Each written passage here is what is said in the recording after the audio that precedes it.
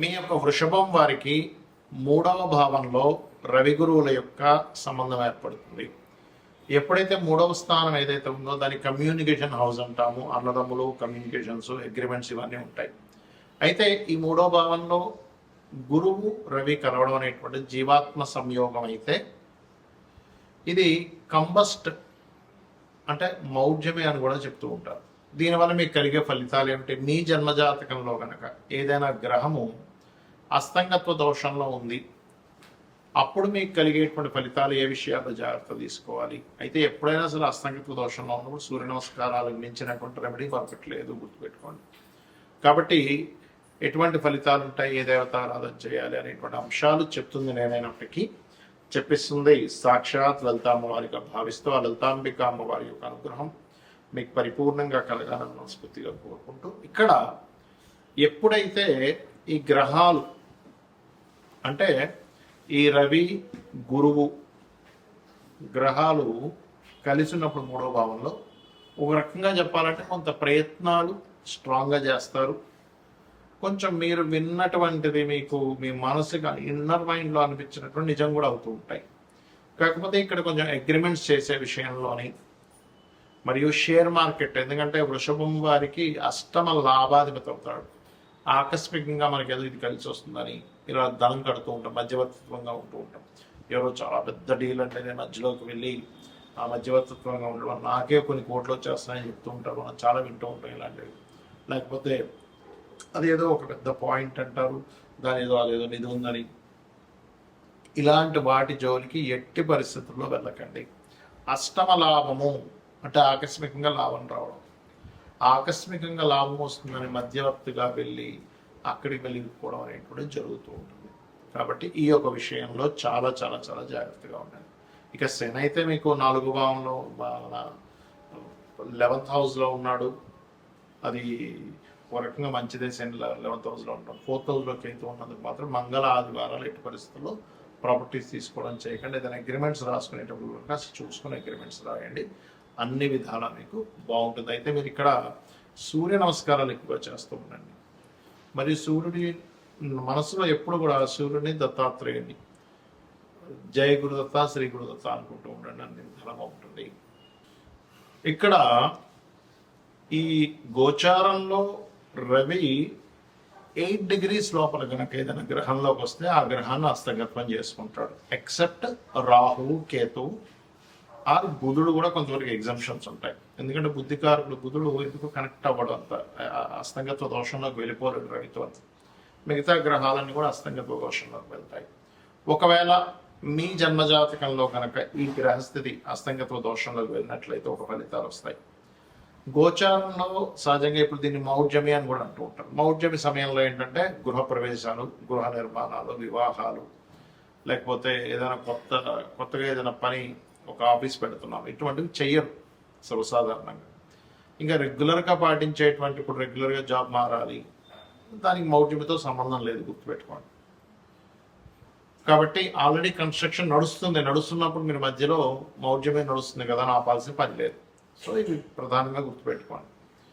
అయితే ఈ మౌఢ్యమే యొక్క ప్రభావం తగ్గడానికి అందరూ కూడా సూర్య నమస్కారాలు చేసుకోవడం మంచిది. అయితే ఇక్కడ మీ పర్సనల్ చార్ట్లో కనుక మిగతా గ్రహాలు ఏవైనా మౌఢ్యమి దోషంలో ఉంటే ఏమిటి?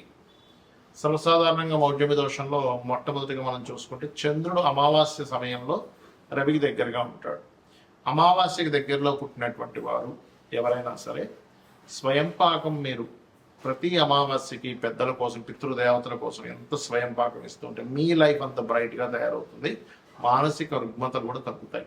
ఎందుకంటే చంద్రమా మనసోజాత అంటారు. కాబట్టి చంద్రుడికి సంబంధించినటువంటి ఆ బలం అనేటువంటిది పెరగడం జరుగుతుంది. ఇక రెండవది, కొన్నిసార్లు కుజుడు చాలా క్లోజ్ కంజంక్షన్లో ఉంటాడు. అయితే కుజుడు రవి కలిసి ఉన్నప్పుడు ఏంటంటే సర్వసాధారణంగా కొంచెం హైపర్గా ఉండడం, మనుషులు ఇట్లాంటివి జరుగుతూ ఉంటాయి. కాకపోతే ఈ కుజుడు ఎవరికైనా రవికి చాలా దగ్గర డిగ్రీల్లో 8 డిగ్రీల లోపల కనుక ఉన్నట్లయితే మీరు ఏదైనా పొలాలు కానీ, స్థలాలు కానీ, ఏదైనా మిషనరీస్ కానీ కొనుగోలు చేసేటప్పుడు కొంచెం ఆ రవి మహాదశలు కానీ, కుజుడు మహాదశలు కానీ, రవి కుజ అంతర్దశలు కానీ జరిగేటప్పుడు ఎట్టి పరిస్థితుల్లో తీసుకోకూడదు. అందులో ప్రత్యేకంగా మీకు ఇది 4వ భావ సంబంధం వస్తే మరిది జాగ్రత్తగా ఉండాలి. ఎందుకంటే 4వ భావంలో ఏదైనా గ్రహం కంబస్ట్ అయినా కూడా ఆ పర్టికులర్ మహాదశలు అంతర్దశలు వచ్చేటప్పుడు ప్రాపర్టీస్ తీసుకోవడము. అయితే ఇక్కడ గ్రహం బట్టి కూడా ఉంటుంది. ఇప్పుడు చతుర్థ స్థానంలో బుధుడు కంబస్ట్ అయ్యాడు, అంటే బుధుడు పెద్దగా కవ్వడని చెప్పాను. శుక్రుడు అయ్యాడు ఉదాహరణకి, అప్పుడు గృహ నిర్మాణం చేస్తున్నాం, లేదా ఫ్యాషన్ రిలేటెడ్ సంబంధించింది ఏదైనా మీరు కోర్స్ చేస్తున్నారు, అది అప్పుడు ఇబ్బంది అనమాట. ఆ రకంగా ఒక్కొక్క గ్రహం కనుక చూసుకున్నట్లయితే బుధుడైతే ఎలాగో అవ్వడం చెప్పుకున్నాము. గురువు కనుక కంబస్ట్ అయ్యాడు ఎవరికైనా, అప్పుడు అది పర్టికులర్గా పంచమ స్థానంలో కంబస్ట్ అయ్యాడు. ఆ టైంలో మీరు ఐవీఐలు ఐఓఐలు ఐవీఎఫ్లు ఇలాంటివి చేయించుకుంటున్నారు, సంతానం కాకపోతే చేయించుకుని ఉంటారు చాలామంది. సో అలాంటివి మీకు మహాదశ అంతర్దశ అంటే రవి అంతర్దశ లేదా రవి మహాదశ, గురు అంతర్దశ గురు మహాదశలు నడిచేటప్పుడు ఏమవుతుందంటే సంతానం విషయంలో మీరు వెచ్చించినటువంటి మనీ కానివ్వండి, పడినటువంటి శ్రమ కానివ్వండి, పాపం అక్కడ ఫ్రూట్ఫుల్ అవ్వకుండా ఉంటుంది.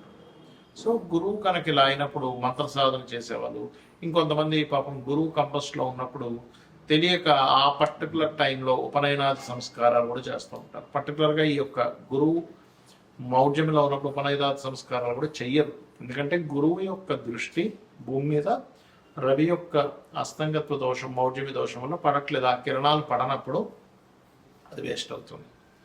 అదే రకంగా ఇప్పుడు ఈ గురువు అస్తంగత్వంలోకి లేదా మౌఢ్యమి దోషంలోకి వెళ్ళినందుకు మరలా ఒకసారి మనం ఆల్రెడీ గతంలో చాలాసార్లు చెప్పాము, ఒక 50 సార్లైనా బంగారం అప్ అండ్ డౌన్స్ అవుతూనే ఉంటుందని చెప్పాము.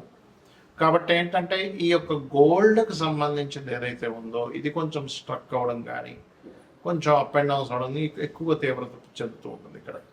ఇక బాగా తగ్గడం లేదా బాగా పెరగడం లాంటివి కూడా జరుగుతాయి ఈ అస్తంగత్వ దోషం వల్ల.